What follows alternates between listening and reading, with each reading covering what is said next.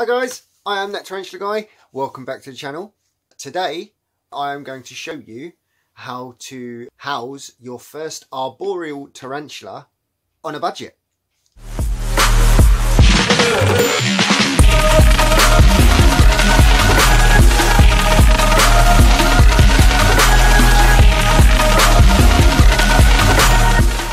Okay guys, today we are going to be rehousing a really good first arboreal tea.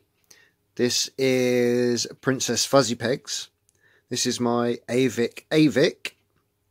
Now she is an adult female and she is super chill. She's also very pretty. So we'll put her to the side whilst we get her home ready. And here we go. Now, just like last time with the terrestrial, we've been back to Poundland and I found this tub, which was again a pound out of Poundland.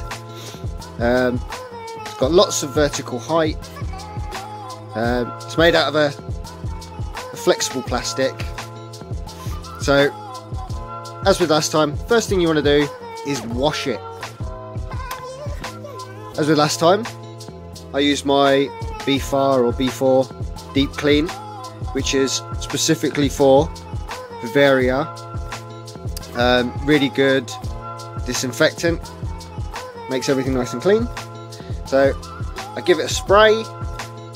Use the shower normally. I give it a hose out with the shower, then wipe it out, spray some of that in, wipe it around, and then I'll hose it all out again with the shower. Once you've done that and it's dry, you want to either get like a Dremel tool or a little drill with a small drill bit or a soldering iron and put all your air holes in. Now I've got a ring of holes in the top and I have drilled a series of holes in either side for cross ventilation. Be careful with this plastic guys when drilling it, because as you see I've got a big split down here. I would say drill on a slower setting. Yeah, just keep the power low. Don't just go hammering in there, because it's more than likely you're going to crack the plastic. So once you've got your holes drilled and in your lid, you can set that aside. And as the same as the last video with the terrestrial, this is some more of the substrate mix that I used. This is, again, this was from Poundland as well. It's just a cocoa fibre brick from the Poundland gardening section and a bag of vermiculite, also out of Poundland. That was a pound for a 10-litre brick and a pound for a 5-litre bag of vermiculite. So cheap as chips, you cannot go wrong. So I've mixed that up, and with this one you can have it a little bit more moist as before. I've literally got this just the same, because for arboreals they like moisture, they like to have humidity in the air, because most of the time they will come from forests, rainforests, jungles, where there's a lot of humidity. So you want to be able to keep humidity in.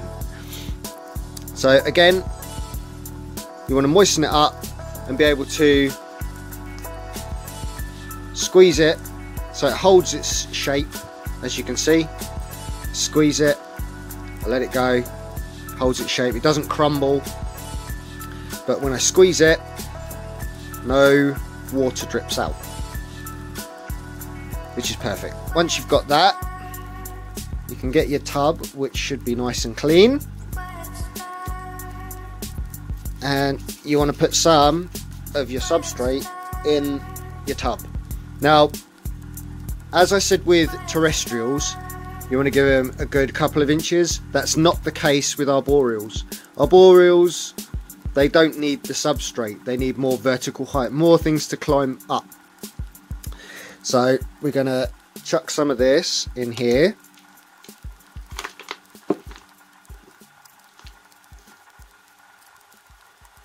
Really don't need much, guys. I probably won't even use all of this. I'll have a bit more.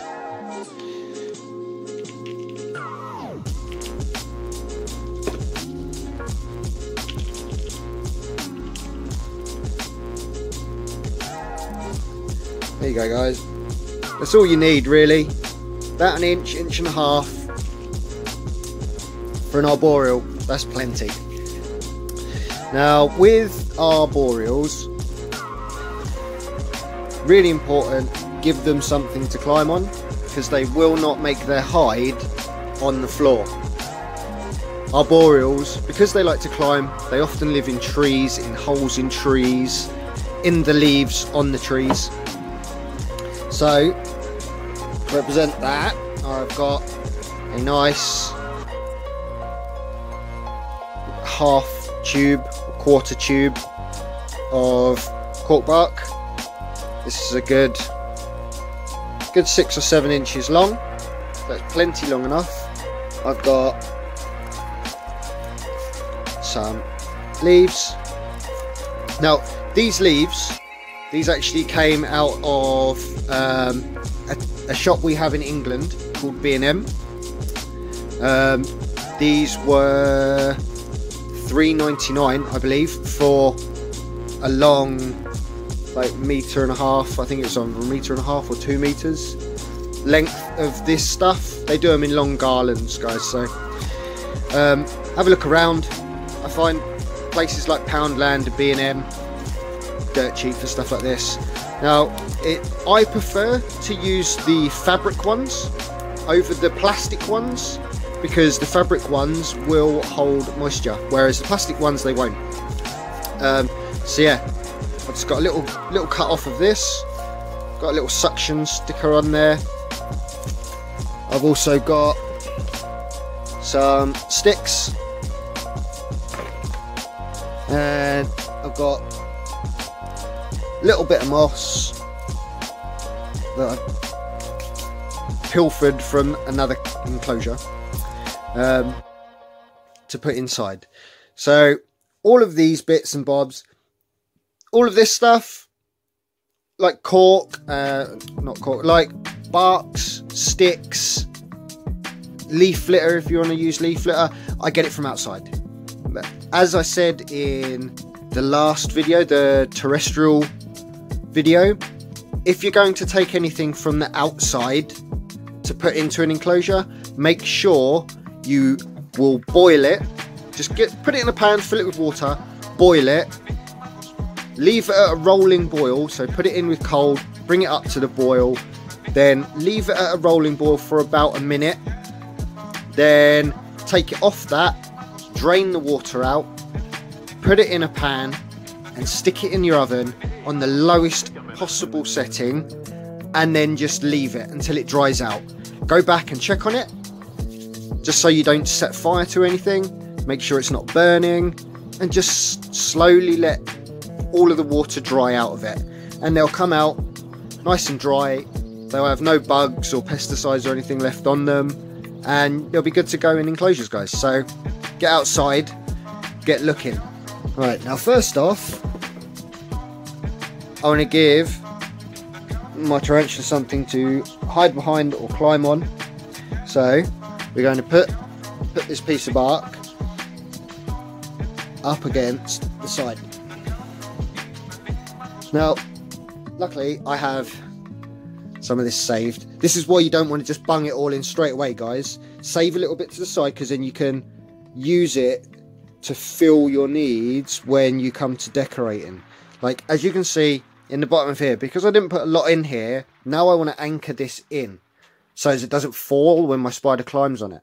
So use the spare substrate and just build up a layer around the edge of it, just to pack it in and help to hold it. So we'll get that in. push it down, make sure that's in there all nice and sturdy, just like that. I'm going to scatter this moss that I have. Now, really don't need a lot. Moss is really good because it will hold in any water you spritz in there. It's not important to use these, guys. It's really not important. You don't have to put this in. This is just a personal thing. You would be perfectly fine to not worry about any of this stuff. It is just personal preference. So there we go. Now I've got that in there, I want to put some leaves in here. Now, as you can see, there's not a lot of space in here. There's not a lot of space, really don't need it. So I think I'm going to keep it simple. I'm not going to worry about these sticks. I'm just going to use this little bit of leaf that I've cut off. So we're going to stretch these out. There we go.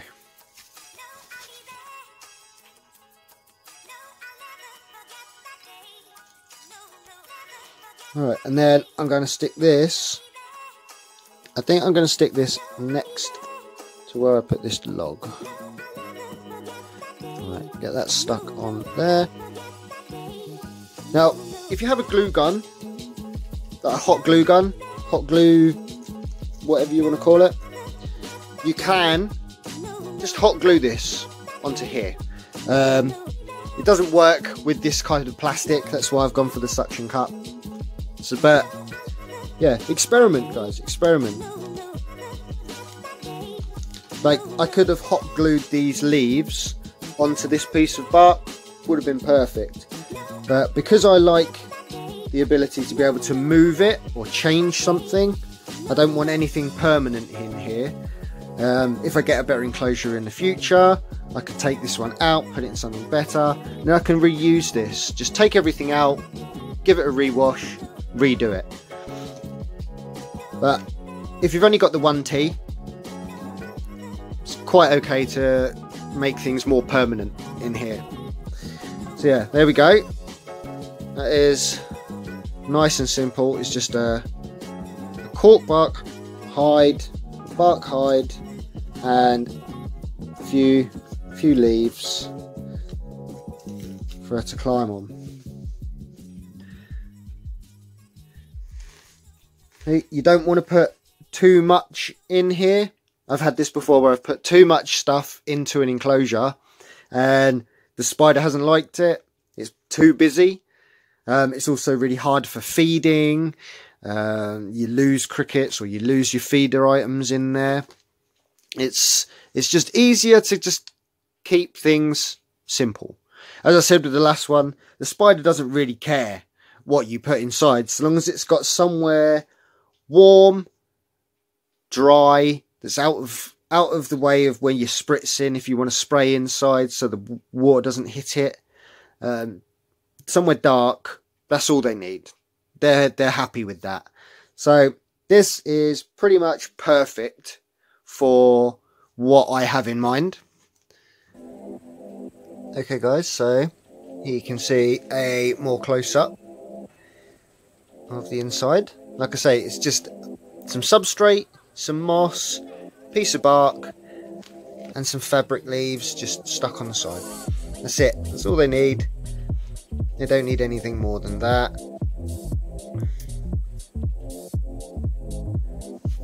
The last thing to go in is a water dish. Now, you can get all sorts of water dishes, but these are free, guys. Free. You can pick these up, or I picked these up from McDonald's. These are the pots that the ketchup comes in. It's the ketchup or barbecue sauce or sweet sauce or curry sauce. It's these pots. So whenever you go into McDonald's, just ask them for a few pots of sauce and keep them. just flush the sauce away or use the sauce or whatever. Keep these pots because they're free. Most places will have little sauce pots that you can put sauce in. Restaurants, really good for water dishes. I do know Five Guys have these little clear plastic pots with clear lids. Brilliant. And they're free. You just go in there and grab a handful of them. So make sure you keep these pots, guys. They're really, really handy. So we're going to put this in.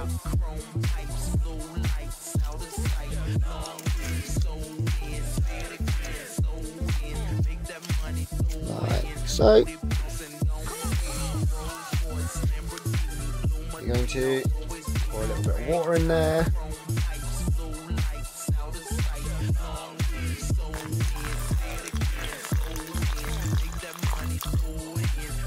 Just like so. Give everything a bit of a spritz down.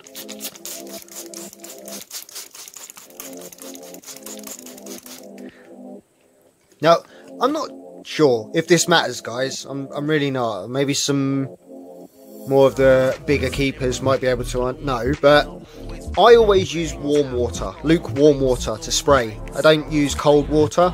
I just think in the countries where these teas come from, the rain is warm. It's not cold like what we have here, so I spray with warm water. But it's up to you. I've never heard of it being any problem to use cold water. I just prefer to use warm. So now that that's done, the last thing for us to do is get this girly inside. Now, as I said in the last video and the video before, if you go back on the channel and look up the Beginner's Guide playlist, catch cup, which Princess is already in, and tongs, some long feeder tongs. Make sure you have these two things. Very, very important. Probably the most important things for any tarantula keeper. So I'm going to go in there now and bring her out for you. Now, Avex are super chill spiders. This girl, she's never bolted on me, she's never fret posed me, she's never struck. She's no hassle at all. I can let her crawl up my arms. Brilliant ambassador for anybody looking to get into spiders or looking to get over the fear of spiders. Avex, they are beautiful animals. You can see her legs there just waving around. She's looking for something to climb on. Come on, girly. Nice and gently.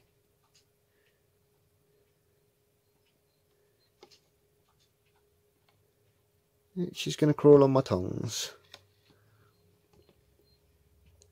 See, guys, this is why you have a catch cup. Catch cup and tongs. There we go.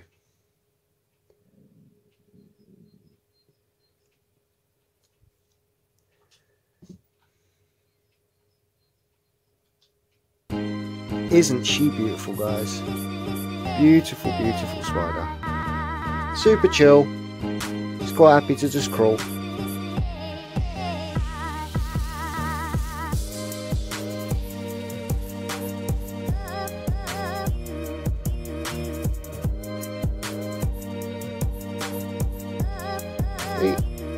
Totally chill. What a beautiful, beautiful tarantula. Alright, let's see if she's actually going to go inside now.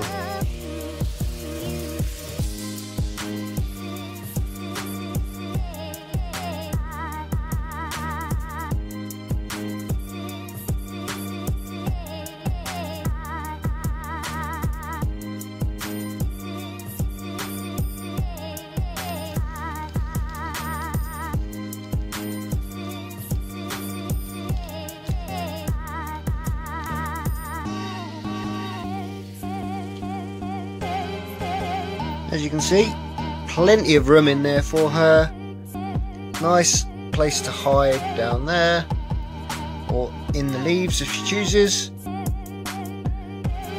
We have a water dish, plenty of substrate, plenty of airflow, lovely cross ventilation, as well as somewhere for excess moisture to escape out the lid.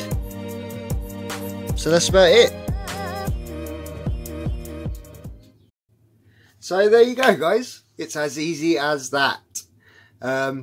Housing arboreal tarantulas on a budget.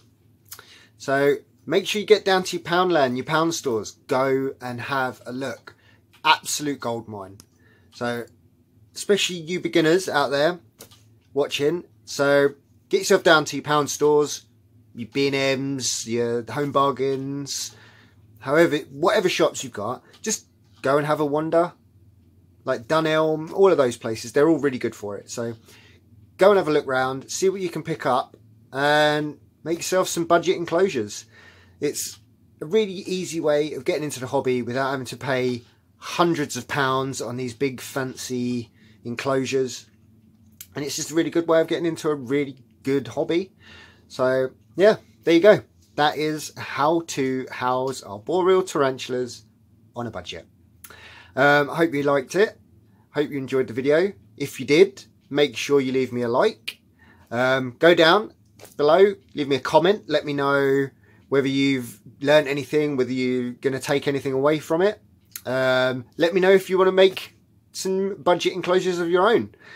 Don't forget to subscribe, because I've got videos coming out twice a week at the moment. So yeah, I'm trying to stay on the grind.